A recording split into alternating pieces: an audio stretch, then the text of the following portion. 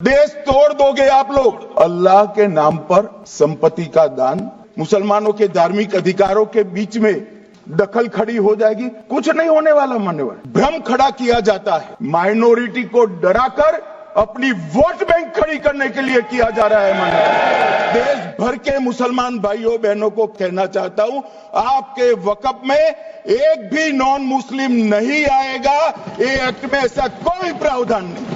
वक्फ इसका मतलब है अल्लाह के नाम पर संपत्ति का दान, पवित्र धार्मिक उद्देश्यों के लिए संपत्ति का दान, बिना उसको वापिस लेने के उद्देश्य से वहां वक्फ की रचना कर। इसमें दान देता है, वो शब्द का बड़ा महत्व है।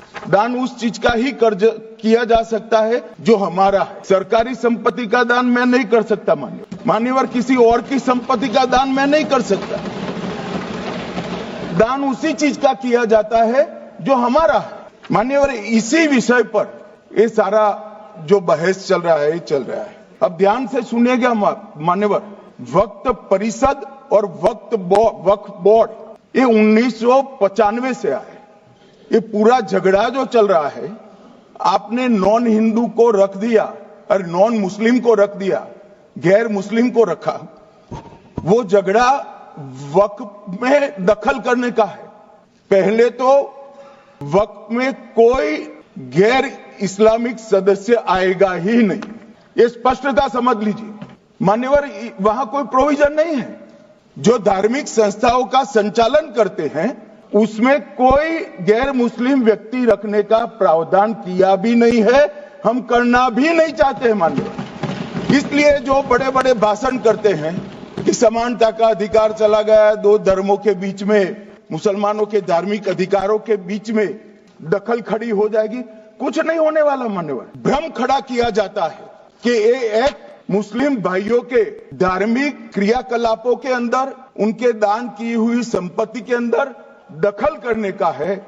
ये बहुत बड़ी भ्रांति फैलाकर, माइनॉरिटी को डराकर अपनी वोट बैंक खड़ी करने के लिए किया जा रहा है। मान्यवर, कि वक्फ वो ही कर सकता है जो इस्लाम का अनुयायी हो।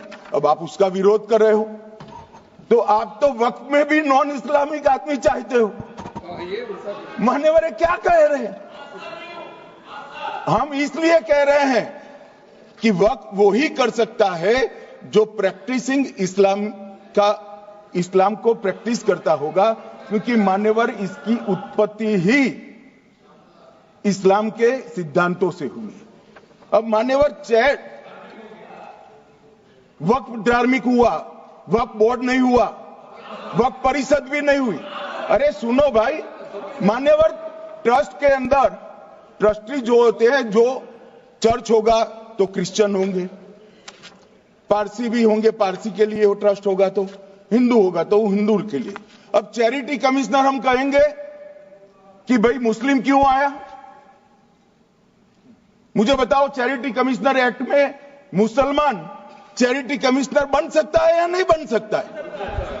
उसको ट्रस्ट नहीं चलाना है, उसको चैरिटी के कानून के हिसाब से वो ट्रस्ट चले, उसकी देखरेख करनी है। ये धार्मिक नहीं है, ये धर्म का काम नहीं है। मान्यवर, ये एडमिनिस्ट्रेटिव वर्क है। और इसलिए तो फिर चैरिटी कमिश्नर हिंदू होगा तो वो क्रिश्चियनों के ट्रस्ट का कैसे देखरेख करेगा? चैरिटी कमिश्नर क्रिश्चियन होगा तो जैनियों के और हिंदुओं के ट्रस्ट का कैसे देखरेख करेगा? अब बताओ कि सारे ट्रस्ट के चैरिटी कमिश्नर अलग अलग देश तोड़ दोगे आप लोग, तोड़ दोगे। हमने साहब, मैं अभी भी आपके माध्यम से, इस सदन के माध्यम से देश भर के मुसलमान भाइयों बहनों को कहना चाहता हूं, आपके वक्फ में एक भी नॉन मुस्लिम नहीं आएगा। ये एक्ट में ऐसा कोई प्रावधान नहीं। भ्रम खड़ा किया जाता है कि ये एक्ट मुस्लिम भाइयों के धार्मिक क्रियाकलापों के अंदर, उनके दान की हुई संपत्ति के अंदर